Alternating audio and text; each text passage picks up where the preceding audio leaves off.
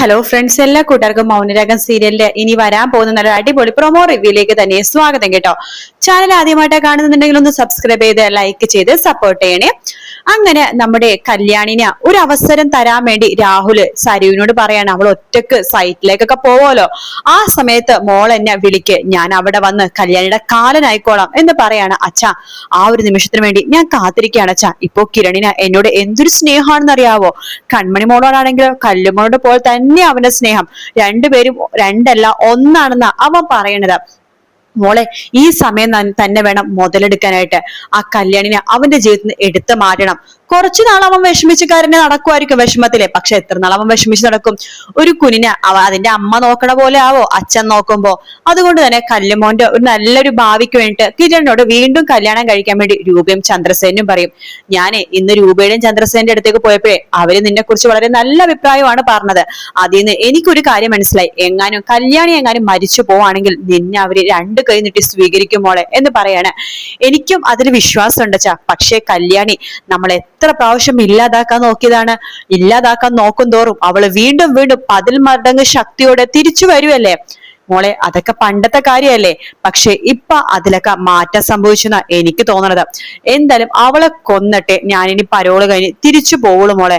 അവളെ കൊന്നിട്ട് പോലീസിന്റെ അടുത്ത് പോയിട്ട് ഞാൻ അവളെ കൊന്നു എന്ന് പറയാൻ പോലും എനിക്ക് മടിയില്ല അച്ഛാ. എങ്കിലേ അവൾ ഇന്നൊരു സൈറ്റ് കാണാൻ പോകുന്നുണ്ട്, ഞാൻ അവള് ഓഫീസിൽ നിന്ന് ഇറങ്ങുമ്പോഴേക്കും അച്ഛനെ വിളിച്ചു പറയാം എന്ന് പറയാണ്. ശരി എന്ന് പറഞ്ഞിട്ട് സരിയു അവിടെ നിന്ന് പോകുവാട്ടോ. അതിനുശേഷമാണെന്നുണ്ടെങ്കിൽ സരിയോ ഓഫീസിൽ പോയിട്ട് കല്യാണി അടുത്ത് ചോദിക്കണ്ടേ, കല്യാണി നീ എന്തോ സൈറ്റ് വിസിറ്റ് എന്നൊക്കെ പറഞ്ഞില്ലേ, കിരൺ വരുന്നുണ്ടോ കൂടെ? ഇല്ല, കിരണേട്ടന വേറൊരു സ്ഥലം വരെ പോവാനുണ്ടായിരുന്നു, ഞാൻ ഒറ്റക്കാണ് പോകുന്നത്.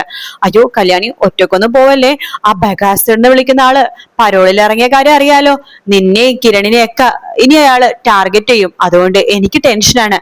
കൂടുതലും നിന്നെ എന്തെങ്കിലും ചെയ്യാനാണ് ചാൻസ്. പിന്നെ അകത്ത് കിടക്കുന്ന നിന്റെ ആങ്ങളുണ്ടല്ലോ വിക്രം, അവനും പറഞ്ഞിട്ടുണ്ടായിരിക്കും അങ്കിളെ പുറത്തിറങ്ങുമ്പോ ആ കല്യാണിനെയും കിരണിനെയും ഇല്ലാതാക്കാനായിട്ട്. അതുകൊണ്ട് നിങ്ങൾ നന്നായിട്ട് സൂക്ഷിക്കണം. ഒറ്റക്ക് പോകേണ്ട കല്യാണി, ഞാനും കൂടെ വരാം എന്ന് സരിയു പറയാണ്. അത് കേട്ട് ഹരിയേട്ടൻ പറയണ്ട്, ആ സരിയു വരുന്നുണ്ടെങ്കിൽ നല്ലതല്ലേ കല്യാണി, പോയിട്ട് വാ, സരിയും കൂട്ടുണ്ടല്ലോ, അതാകുമ്പോ സമാധാനം ഉണ്ട്. അയ്യോ എനിക്ക് പേടിയൊന്നുമില്ല ഹരിയേട്ടാ, അഥവാ ബഗാസുരൻ എന്ന് വിളിക്കുന്ന രാഹുൽ എന്നെ കൊന്നാലും എനിക്കൊരു കുഴപ്പമില്ല. കാരണം ഞാൻ ഇപ്പൊ അനുഭവിക്കുന്ന ജീവിതത്തിൽ ശരിക്കും പറഞ്ഞാൽ തൃപ്തിയാണ്. ഇത്രയും നല്ലൊരു ജീവിതം എനിക്ക് ദൈവം ഇത്രയും ദിവസം തന്നില്ലേ, അത് നല്ലതാന്ന് വെച്ചിട്ട് ഞാൻ അങ്ങോട്ട് മരിക്കും, അത്രേ ഉള്ളൂ എന്നൊക്കെ പറയാണ്. അത് കേട്ട് സരിയു മനസ്സിലാക്കേണ്ട, അതേടി നീ മരിക്കാൻ തന്നെ പോകുവാണ് എന്നൊക്കെ മനസ്സിൽ സരിയു ഇങ്ങനെ വിചാരിക്കും കേട്ടോ.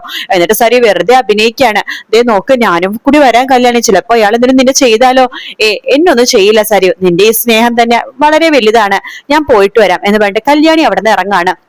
ആ സമയത്ത് സരിയു വേഗം തന്നെ രാഹുലിനെ വിളിച്ചു പറയുന്നുണ്ട്, അച്ഛ അവൾ ഇവിടുന്ന് പുറപ്പെട്ടിട്ടുണ്ട്, ആ സൈറ്റിന്റെ ലൊക്കേഷൻ ഞാൻ അച്ഛനെ അയച്ചു തരാം, അച്ഛൻ അവിടേക്ക് പോയിക്കോ. പിന്നെ കൂടെ ഡ്രൈവർ മാത്രമേ ഉള്ളൂ, അയാള് അവിടെ മാറി നിന്നതിന് ശേഷം മാത്രമേ അവളെ കൊല്ലാൻ പാടുള്ളൂ കേട്ടോ അച്ഛ.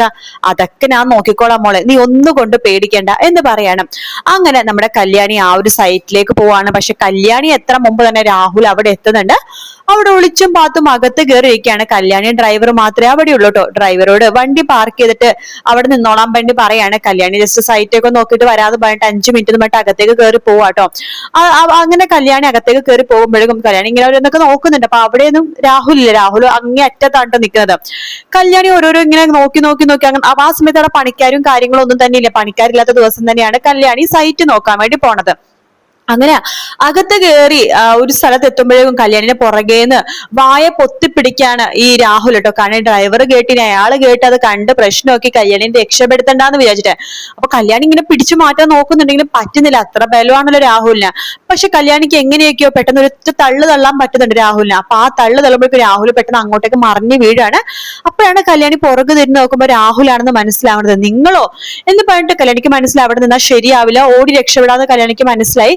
കല്യാണി അവിടെ നിന്ന് ഓടി രക്ഷപ്പെടാൻ പോകുമ്പോഴേക്കും രാഹുൽ വീണ്ടും കല്യാണിന്റെ അടുത്തേക്ക് പോയിട്ട് കല്യാണിനെ പിടിച്ച് വലിച്ച് കയ്യിൽ അരയിലൊരു കത്തി വെച്ചിട്ടുണ്ടായിരുന്നു, ആ കത്തി എടുക്കാണ് കല്യാണിനെ കുത്താനായിട്ട്. അപ്പൊ കല്യാണി അവിടെ നിന്ന് ഓടി രക്ഷപ്പെടാൻ വേണ്ടി നോക്കുമ്പോഴേക്കും തൊട്ടു പിന്നാലെ രാഹുലും പോകാണ്. അപ്പൊ ഈ ബഹളം കേട്ട് ഡ്രൈവർ അവിടേക്ക് വരുന്നുണ്ടെങ്കിലും രാഹുൽ ഒറ്റ കുത്ത് കല്യാണിക്ക് കുത്തിയിട്ടുണ്ടായിരുന്നു കേട്ടോ. അത് അത്യാവശ്യം വലിയൊരു കത്തിയാണ്. അത് കുത്തിയതിനു ശേഷം വീണ്ടും ഒരു കുത്തും കൂടി കൊടുക്കുന്നുണ്ട്. കുത്തി ആ കത്തി തിരിച്ചെടുക്കുന്നുണ്ട്.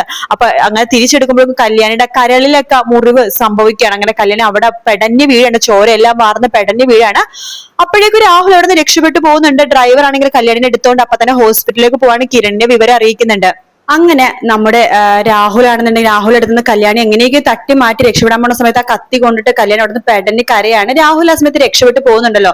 പിന്നീടാണ് ഹോസ്പിറ്റലിൽ കല്യാണിനെ എത്തിക്കുന്നത്. കിരൺ അവിടേക്ക് വരുന്നുണ്ട്. അപ്പൊ ഡോക്ടറിനോട് ഇങ്ങനെ ചോദിക്കുന്നുണ്ട്, കിരൺ കല്യാണിക്ക് എങ്ങനെയുണ്ട് ഡോക്ടർ, കുഴപ്പമൊന്നുമില്ലല്ലോ എന്ന് ചോദിക്കുമ്പോൾ ഡോക്ടർ പറയുന്നുണ്ട്, സത്യം പറഞ്ഞ കിരണെ കുറച്ച് സീരിയസ് ആണ്, കല്യാണിയുടെ കരള് മുറിഞ്ഞു പോയിട്ടുണ്ട്, അപ്പൊ അതിന്റെ സർജറി കഴിഞ്ഞിട്ടേ ഉള്ളൂ, പക്ഷെ ഒന്നും പറയാനായിട്ടില്ല എന്ന് പറയാണ്. അത് കേട്ട് കിരൺ പൊട്ടിക്കരയാണ്. അപ്പോഴേക്കും അവിടേക്ക് നമ്മുടെ പ്രകാശന് വരുന്നു കേട്ടോ. പ്രകാശൻ കിരണിനോട് ചോദിക്കുന്നുണ്ട്, കിരണെ എന്താ മോൾക്ക് സംഭവിച്ചത്, കിരണ പറ കിരണെ എന്ന് പറയുമ്പോഴേക്കും, അച്ഛാ അവള് സൈറ്റിലേക്ക് പോയതായിരുന്നു. അയ്യോ അവൾ എന്തിനാ ഒറ്റയ്ക്ക് സൈറ്റിലേക്ക് പറഞ്ഞത്, ആ ബഗാസുരൻ അയാൾ പുറത്തുള്ള കാര്യം നിനക്ക് അറിയാവുന്നതല്ലേ.